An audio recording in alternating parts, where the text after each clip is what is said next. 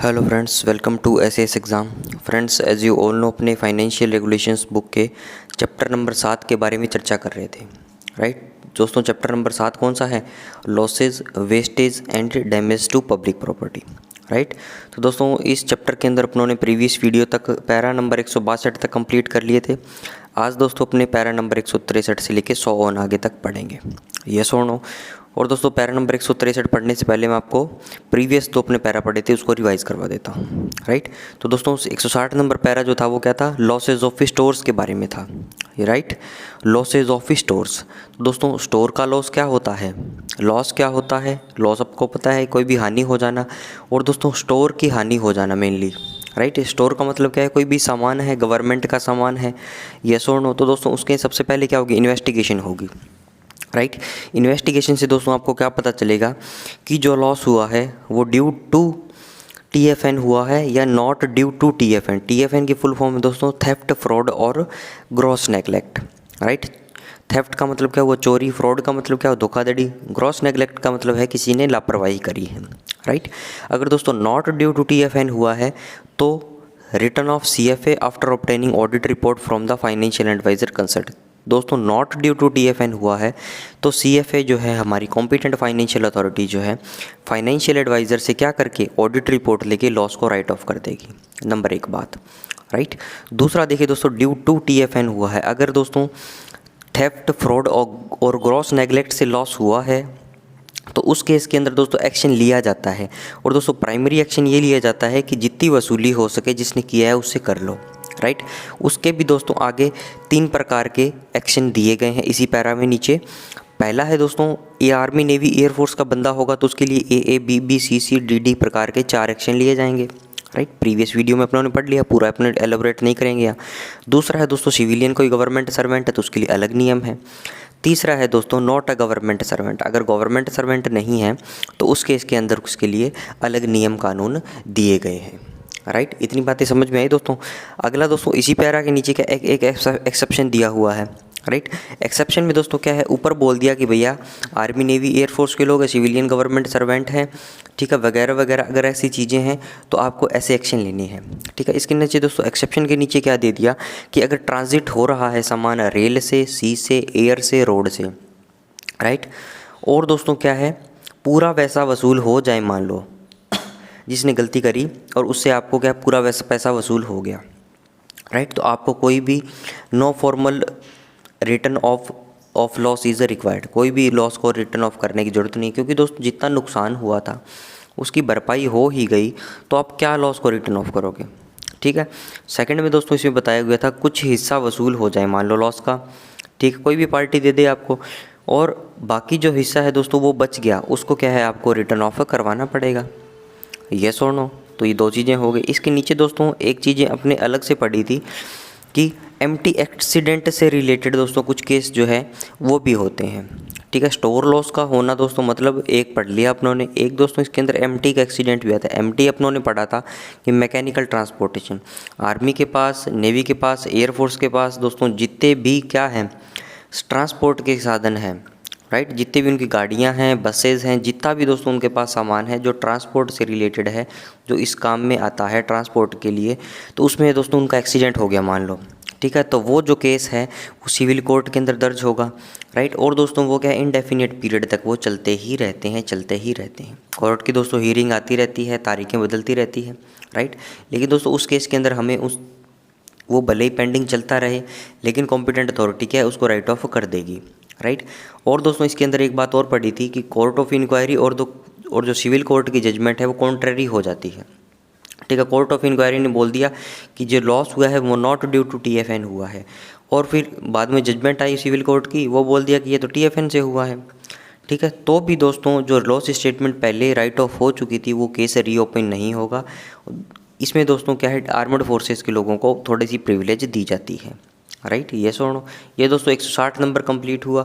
161 के अंदर दोस्तों पावर, फाइनेंशियल पावर थी राइट ऑफ करने की। राइट, ये दोस्तों इस वो बुक के वॉल्यूम 2 के अंदर अपेंडिक्स 2 में दी गई है।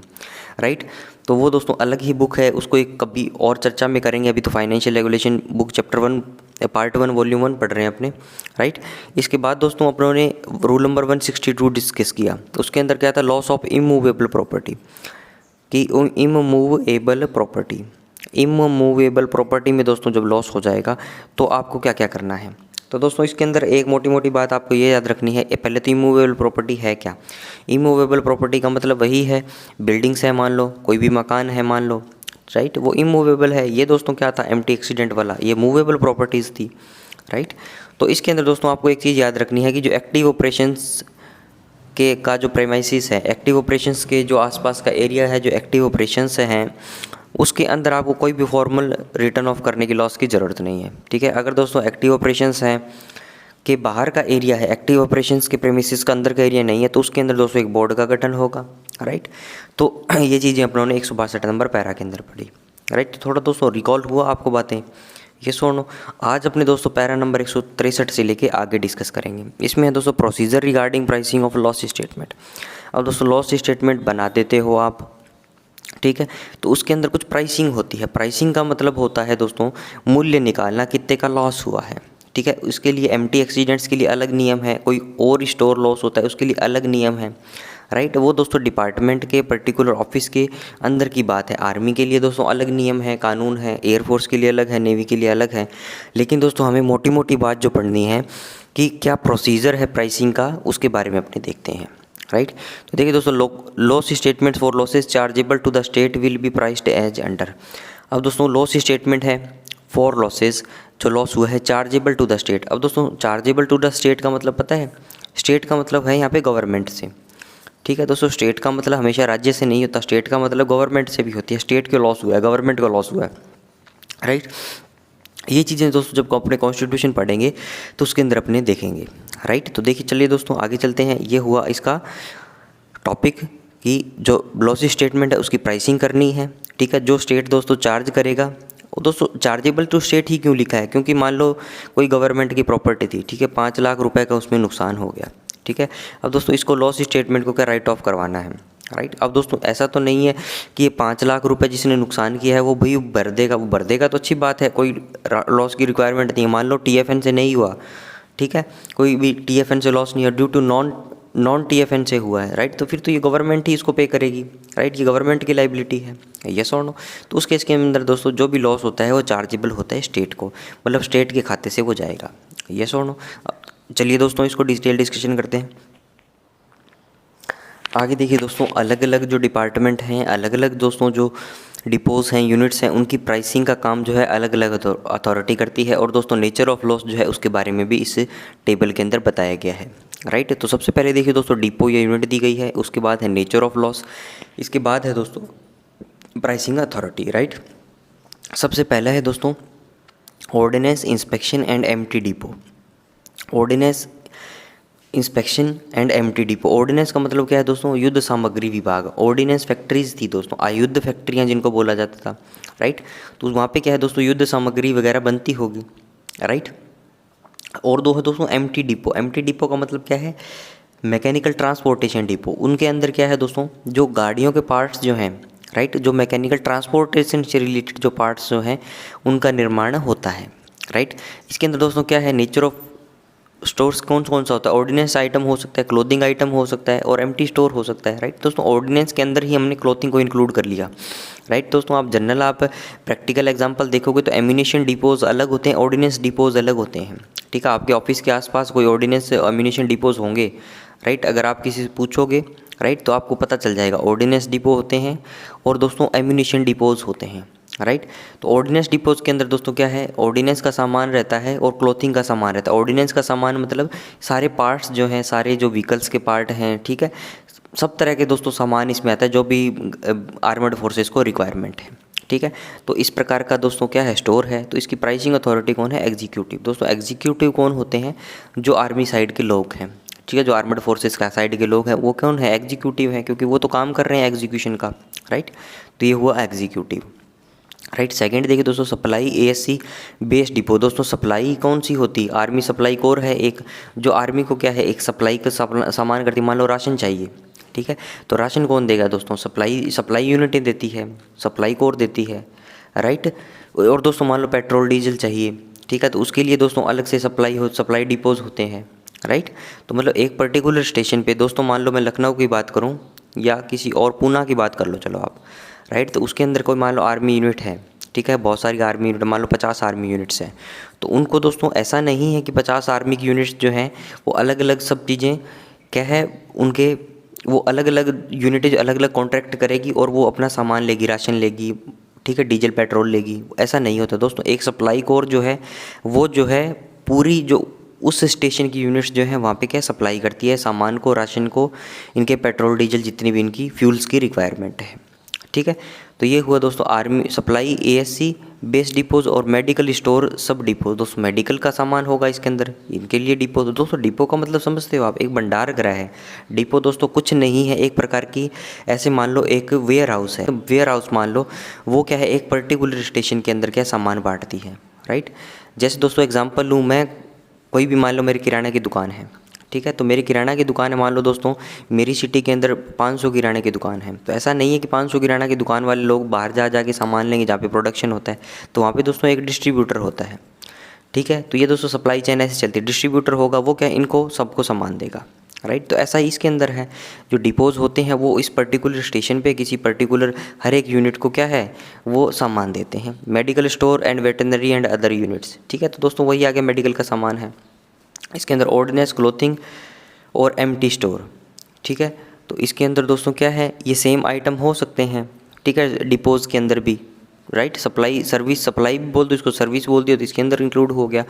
ये मेडिकल स्टोर सब डिपो है तो मेडिकल का सामान आ सकता है, लेकिन इसके अंदर नेचर ऑफ लॉस इसने ये दिया है तो अपने इसको एक बार कंसीडर कर लेते हैं, राइट। वरना तो इसके अंदर मेडिकल स्टोर एंड वेटरनरी ये है तो इसके अंदर मेडिकल का सामान हो सकता था, राइट। तो इसकी प्राइसिंग अथॉरिटी कौन है दोस्तों, LAO PCDA CDA।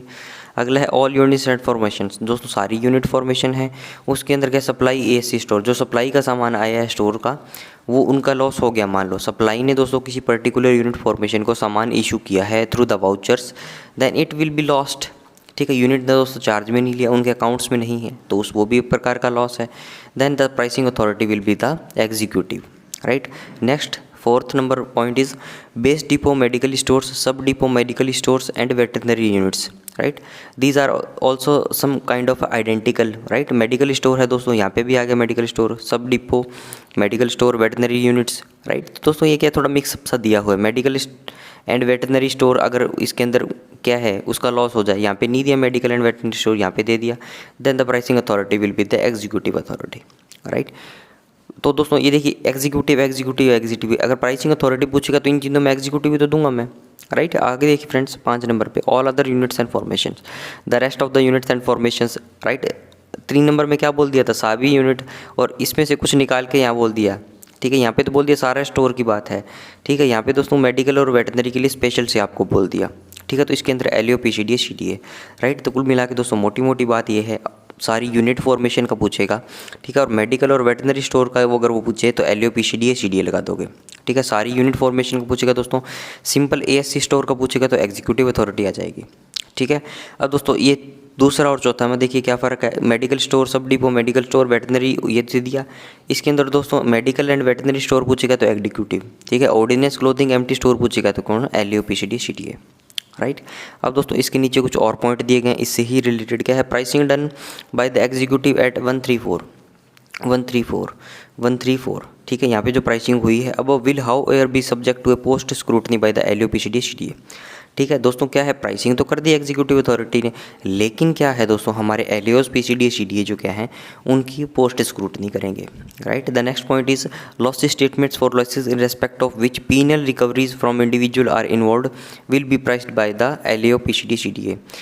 One more point is there, एक और पॉइंट दोस्तों दिया हुआ है, अगर लॉस स्टेटमेंट जो बना है, ठीक है, उसके अंदर दोस्तों पीनल रिकवरी जो है इंडिविजुअल से रिक्वायर्ड है, मतलब हम क्या इंडिविजुअल से पैसा वसूल कर रहे हैं, ठीक है। तो उनकी प्राइसिंग जो है दोस्तों मेरा LAO PCDA CDA करेगा, राइट। येस और नो। नेक्स्ट देखिए दोस्तों, in the case of navy all loss statements will be priced by Indian navy ships. दोस्तों नेवी के केस में सारे जो भी लॉस स्टेटमेंट होंगे वो प्राइस कौन करेगा, इंडियन नेवी शिप, ठीक है, and establishments concern and forwarded to their respective navy LAO SNLA for check and audit before being regularised by the CFA। दोस्तों नेवी ने बना तो दिया भैया, ठीक है। लेकिन उसको फाइनलाइज कौन करेगा दोस्तों? एलएओस करेगा, नेवी के जो एलएओ हैं, लोकल ऑडिट ऑफिसर्स जो हैं, एसएनएलए स्टेशनरी नेवल लोकल ऑडिटर जो है, राइट। तो ये दोस्तों 2-3 बातें भी आपको ध्यान में रखनी है, राइट। पहले दोस्तों चार्ट दे दिया, चार्ट के साथ साथ क्या ये 2-3 पॉइंट दे दिया। अब दोस्तों चार्ट से सवाल पूछे नहीं पूछे, ये सवाल पूछने जो क्या है वो इससे सवाल जो है पूछा जा सकता है। और दोस्तों 2 नंबर पॉइंट जो है ये मोस्ट इंपॉर्टेंट है। अगर पीनल रिकवरी रिक्वायर है तो जो है प्राइसिंग एलएओ पीसीडी सीटीए करेगा, ठीक है। आगे चलिए फ्रेंड्स, आगे देखिए फ्रेंड्स क्या है। In the case of air force all loss statements will be priced by the executive officers in accordance with the procedure contained in IAP 1501। अब दोस्तों एयरफोर्स के केस में भी बोल दिया कि सारे जो लॉस स्टेटमेंट्स हैं वो प्राइस कौन करेगा? Executive officers, right. उनके दोस्तों जो नियम दिए गए हैं आईएपी 1501 में, राइट। तो ये हुआ दोस्तों प्राइसिंग के बारे में। अब चलते हैं दोस्तों, अब जो यहाँ तक जो पूरा टॉपिक था वो स्टोर के लॉस के बारे में था, ठीक है। स्टोर के लॉस के बारे में था। अब दोस्तों स्टोर आ गया पूरा जितना भी सामान है, राइट। अब है दोस्तों नया टॉपिक जो है वो पब्लिक मनी का। अब दोस्तों पैरा नंबर 164 से लेके जो आएंगे आगे बातें वो आएगी सारी पब्लिक मनी के लॉस की, राइट। पब्लिक मनी का लॉस का मतलब क्या है दोस्तों? पैसे का लॉस होना, राइट। अब चलिए दोस्तों पहले पढ़ते हैं definition of the term of the public money. Public money है क्या, ठीक है। अब दोस्तों अपने तो सिंपल एक बात पता है कि यार पैसे से रिलेटेड बात है, लेकिन दोस्तों पैसे का लॉस होगा कब, उसके क्या क्या प्रोसीजर हैं, that are given in these points, right. और this topic has been asked in the previous SAS examination in November 2007 and April 2009, right. तो first of all I would like to read the para number 164। तो देखिए दोस्तों, the term public money includes in addition to the cash proper, मतलब cash proper तो है ही, अरे भैया public money का मतलब पैसा तो है ही, लेकिन उसके साथ साथ और क्या क्या चीज़ें हैं, ठीक है, वो नीचे बताई गई है सारे पैरों में। Number first point A is irrecoverable personal advances made to individuals no longer in government service. दोस्तों कोई लोग, कोई इंडिविजुअल्स जो अब गवर्नमेंट सर्विस में नहीं हैं, वो तो भैया गवर्नमेंट सर्विस में नहीं है और वो चले गए, राइट। तो उनके केस में उन्होंने कुछ एडवांस ले लिया था। एडवांस का मतलब समझते हैं दोस्तों, कुछ पैसा ले लिया था, ठीक है, और उसकी अब रिकवरी हम नहीं कर सकते, ठीक है, राइट। अब दोस्तों एक एग्जांपल लूँ मैं आपको, रियल लाइफ का एग्जांपल लूँ। मान लो कोई भी गवर्नमेंट सर्वेंट था, ठीक है, उसका दोस्तों रिटायरमेंट हो गया, मान लो 60 एज के बाद उसका क्या है, रिटायरमेंट हो गया, राइट। या दोस्तों आर्मड फोर्सेस के केस में बात करूँ तो उनका कभी भी मान लो रिटायरमेंट हो गया, ठीक है। और दोस्तों किसी वजह से क्या है, भले ही पेंशन आ रही है, मान लो पेंशन नहीं आ रही किन्हीं की, ठीक है, तो उस केस में मान लो उन्होंने दोस्तों सर्विस से पहले जस्ट कुछ एडवांस ले लिया था, उसके बाद उनका रिटायरमेंट हो गया, तो दोस्तों उसकी रिकवरी करना एडवांस की नेक्स्ट टू इम्पॉसिबल है, ठीक है। अब दोस्तों जिस पैसे की रिकवरी करना दोस्तों संभव नहीं है, पॉसिबल नहीं है, वो सारा पैसा, वो जो खर्चा है, वो सारा एक्सपेंडिचर जो है वो स्टेट भरेगी, वो सारा दोस्तों गवर्नमेंट को वहन करना पड़ेगा। उसका दोस्तों एक क्या है, लॉस स्टेटमेंट बनेगा, राइट। और दोस्तों वो लॉस स्टेटमेंट जो है competent financial authority write off करेगी, यस और नो। तो पहले नंबर के अंदर ये बात बोल दी, over payments of pay and allowances made to individuals no longer in government service. Same बात बोल दी भैया, पे एंड अलाउंसेस किसी को दे दिए जो अभी गवर्नमेंट सर्विस में नहीं है और अपने उनसे क्या वसूल भी नहीं कर सकते, ठीक है। अब दोस्तों ज़्यादा टेक्निकलिटी में मत जाना आपकी, सर वो तो पेंशन चला गया, अब तो उसकी पेंशन आ रही होगी, उसकी पेंशन से पैसे काट लेंगे। तो दोस्तों ऐसा भी होता है, हम पेंशन से पैसे भी काटते हैं, राइट। कोई भी दोस्तों ऑब्जेक्शंस है, ऑब्जर्वेशंस रेज अपनों ने कर लिया, राइट। ये जनरली दोस्तों पहले होता था जब फॉर्म डी मिलते थे ऑफिसर्स को। फॉर्म डी मान लो किसी ऑफिसर को मिला, फॉर्म डी का मतलब है एक दोस्तों वारंट मिलता था, राइट। साल के कितने 6 या 8 ऑथोराइज थे। इसके बाद दोस्तों कई बार क्या ऑफलाइन सिस्टम में जो मान लो आर्मी ऑफिसर्स की बात करूँ तो इसको मान लो ज़्यादा अवेल कर लिया इसको, ठीक है, राइट। इसके बाद दोस्तों क्या है, ये बंदा पेंशन चला गया, राइट। अब दोस्तों ई टिकटिंग सिस्टम आ गया। ई टिकटिंग सिस्टम जो डिफेंस अकाउंट कोड के अंदर भी अपनों ने बात करी थी, जिसमें दोस्तों जो वारंट अवेल करते हैं, जिसके अंदर जो आर्मड फोर्सेस को लोग हैं उनको दोस्तों रेलवे के अंदर छूट दी जाती है गवर्नमेंट ड्यूटी परफॉर्म करने के लिए, और दोस्तों उनको कुछ पर्सनल भी, राइट। तो दोस्तों जो मान लो इसको एक्स्ट्रा अवेल कर लिया जिसने वारंट, राइट, और वो क्या चला गया, पेंशन चला गया, तो हम दोस्तों उसकी पेंशन से कटौती भी करते हैं, राइट, ठीक है। पीसीडी पेंशन प्रयागराज को लेटर लिखते हैं, राइट, बाकायदा रिकवरी होती है इनकी। लेकिन दोस्तों ये केसेस ऐसे हैं जिसमें रिकवरी संभव नहीं है, राइट। तो उस टेक्निकलिटी में दोस्तों आप मत जाइएगा कि सर वो तो पेंशन जाएगा, उसकी पेंशन से वसूल कर लेंगे, राइट। वो चीज़ें भी होती है, लेकिन यहाँ पे एक्सट्रीम कंडीशन है कि अगर वो गवर्नमेंट सर्विस में नहीं है और हम उससे वसूल नहीं कर सकते, राइट, तो उस केस के अंदर उसका लॉस स्टेटमेंट होगा, राइट, और वो भी लॉस ऑफ पब्लिक मनी का बनेगा, राइट। तीसरा देखिए, all other irrecoverable cash claims including the value of the issue of on payment to units और individual the recovery of which would entail considerable hardship और present special difficulty. अब दोस्तों ये वही बात बोल दी, ठीक है। मान लो किसी को कोई कैश का क्लेम था, किसी को दे दिया, ठीक है, किसी यूनिट को दे दिया, किसी इंडिविजुअल को दे दिया, राइट, लेकिन दोस्तों अपने को वसूल करने में बहुत ही हार्डशिप है और दोस्तों बहुत ही ज़्यादा डिफिकल्टी हो रही है, तो उस केस के अंदर भी हम क्या है, इसको लॉस स्टेटमेंट इसका बना सकते हैं, राइट। आगे चलिए फ्रेंड्स, डी नंबर पॉइंट पे आगे चलिए फ्रेंड्स, पब्लिक मनी का लॉस के अंदर और क्या क्या बातें हैं। डी नंबर देखिए दोस्तों, value of stores issued to contractors which for any cause there has been a failure to recover and the recovery of which would present special difficulty। अब दोस्तों क्या स्टोर जो है उससे रिलेटेड कुछ गड़बड़ हुई है, ठीक है। Value of stores issue to contractors को दोस्तों क्या स्टोर दिया था, ठीक है। अब भले ही हम पब्लिक मनी की बात कर रहे हैं, राइट, लेकिन दोस्तों उसके है स्टोर की वैल्यू की बात कर रहे हैं, ठीक है। यहाँ पे स्टोर से कंफ्यूज मत हो जाना, वैल्यू ऑफ स्टोर है ना कि स्टोर है, राइट, क्योंकि दोस्तों स्टोर की भी तो वैल्यू हो सकती है ना। Value of stores issued to contractors which for any cause there has been a failure to recover and the recovery of which would present special difficulty, ठीक है। तो दोस्तों कॉन्ट्रैक्टर से क्या है, पैसा वसूल करना मुश्किल हो रहा है, राइट। मान लो उसने स्टोर आपको दिया था, ठीक है, तो लेकिन दोस्तों वो स्टोर क्या है, आपने वापस करना पड़ा आपको, कुल कोई वजह से बाद में उसकी क्वालिटी की वजह से आपने पेमेंट पहले कर दी, राइट। तो उस केस के अंदर भी क्या है दोस्तों, लॉस स्टेटमेंट बन सकता है। ए नंबर देखिए friends, loss due to expenditure on freight in respect of stores dispatched in error. अब दोस्तों कोई भी आपने क्या स्टोर को डिस्पैच किया है तो उसमें अंदर फ्रेट लगा होगा, उसमें भाड़ा लगा होगा, ठीक है। Loss due to expenditure on freight in respect of stores dispatched in error, और आपने दोस्तों गलती से क्या है उसको डिस्पैच किया है स्टोर को, राइट, तो उसके अंदर जो भाड़ा लगेगा, उसके अंदर जो फ्रेट लगेगा, उसका लॉस भी क्या है, पब्लिक मनी के लॉस के में माना जाएगा। एफ नंबर देखिए friends, losses resulting from the dispatch of stores by other than the authorised procedure. अब दोस्तों लॉस हुआ है किसके रिजल्ट से, from the dispose of stores को डिस्पैच हुए हैं by other than the authorised procedure, जो ऑथोराइज्ड प्रोसीजर था उसके अलावा दोस्तों आपने कोई अडेप्ट किया है प्रोसीजर को, उसके रिजल्ट से, राइट। जी नंबर देखिए दोस्तों, irrecoverable debts of unit disbanded in accordance with the demobilisation orders. अब दोस्तों डिसपेंडेड का मतलब होता है भंग करना, डीमोबिलाइजेशन का मतलब होता है सैन्य विभाजन, ठीक है। अब दोस्तों कई बार किसी पर्टिकुलर यूनिट्स को क्या है, फंड अलॉट हो गया, ठीक है, पैसा आपने दे दिया, लेकिन दोस्तों कोई भी ऑर्डर आने की वजह से क्या है, सैन्य विभाजन हो गया, राइट, कोई भी पर्टिकुलर यूनिट की दोस्तों स्ट्रेंथ को टूट गई, ठीक है। तो उस केस के अंदर दोस्तों कई बार क्या है, डेप्ट ऐसे हो जाते हैं, राइट, जो इरिकवरेबल टाइप के होते हैं, कैसे और नो, तो उस केस के अंदर हमें क्या है, पब्लिक मनी का लॉस हो सकता है। एच नंबर देखिए friends, irrecoverable losses due to thefts and fraudulent use of railway warrant, credit notes और रेलवे कंसेशन वाउचर्स।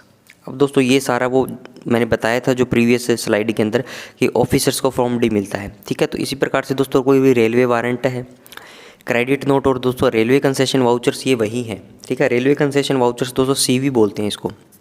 कोई भी मान लो आर्मी के केस में अगर मैं बात करूं तो दोस्तों आर्मी के अंदर कोई आर्मी पर्सनल है तो उसको मान लो कोई भी ड्यूटी परफॉर्म करनी है, ठीक है, या दोस्तों सीवी जो है हर किसी बंदे को मिलता है, राइट। तो उसके अंदर 60% जो है वो इंडिविजुअल उसकी टिकट का पैसा देता है और दोस्तों 40% जो है वो गवर्नमेंट पे करती है। तो ये एक फैसिलिटी उनको दी गई है सीवी की 60-40 की, राइट। क्रेडिट नोट दोस्तों क्या है, ये भी उसी प्रकार से दोस्तों क्रेडिट नोट बनते हैं रेलवे से सामान के लिए, और रेलवे वारंट तो ये वो ही गया, मान लो कोई टेम्परेरी ड्यूटी किसी को परफॉर्म करनी है, ठीक है, किसी को एलटीसी जाना है, राइट। तो ये सारे दोस्तों वारंट जो है वो अवेल करते हैं, ये सुनो। उसके अंदर कोई थेफ्ट हो गया, फ्रॉडुलेंट यूज़ हो गया, मिस यूज़ हो गया, ये सुनो। आई है दोस्तों demurrage charges incurred due to negligence on the part of the consignor consignee. Demurrage charges का मतलब है दोस्तों विलंब शुल्क, ठीक है। अब दोस्तों विलंब शुल्क का मतलब क्या है, विलंब शुल्क का मतलब क्या है दोस्तों, कई बार क्या है एक पर्टिकुलर डेट के अंदर आपको कंसाइनमेंट को क्या है, कंसाइनी के पास पहुंचाना है, ठीक है, लेकिन दोस्तों आप क्या है उसमें डिले कर देते हैं कोई भी वजह से, तो उसके अंदर कोई डीमर्ज चार्ज अगर इन्वॉल्व है, विलंब शुल्क अगर इन्वॉल्व है तो वो भी स्टेट को क्या है लॉस होगा, तो वो भी क्या है दोस्तों पब्लिक मनी के लॉस के लिए कंसीडर किया जाता है, राइट, यस और नो। तो ये हुई दोस्तों आई नंबर पॉइंट तक कंप्लीट। अब आगे चलिए दोस्तों नेक्स्ट स्लाइड में। आगे है दोस्तों procedure of dealing with loss of public money. अब दोस्तों ये पब्लिक मनी के लॉस के प्रोसीजर के बारे में बात करें। अब प्रीवियस पढ़ लिया 164 में कि भैया पब्लिक मनी का लॉस होगा क्या क्या, ठीक है। तो उसका दोस्तों कोई प्रोसीजर तो होगा, ठीक है, कैसी चीज़ें प्राइसिंग होगी, क्या क्या किसकी सैंक्शन चाहिए, राइट। तो ये दोस्तों 165 नंबर पैरा जो है मोस्ट इंपॉर्टेंट पैरा है, ठीक है। और इस चैप्टर का दोस्तों मान के चलिए आखिरी सबसे इंपॉर्टेंट पैरा है और दोस्तों काफ़ी लंबा पैरा है। तो इसको मैं आपको एक वीडियो के अंदर कंप्लीट करवाना चाहूँगा। आज दोस्तों पढ़ लेंगे, वीडियो काफ़ी लंबा हो जाएगा, राइट, 27-28 मिनट का ऑलरेडी हो चुका है, राइट। तो इसको दोस्तों अपने नेक्स्ट वीडियो के अंदर डिस्कस करेंगे, राइट। तो आज का वीडियो दोस्तों यही रैप अप करता हूँ। वीडियो को लाइक करें, कमेंट दोस्तों ज़रूर से करिए करो, right. Thanks for watching, have a nice day.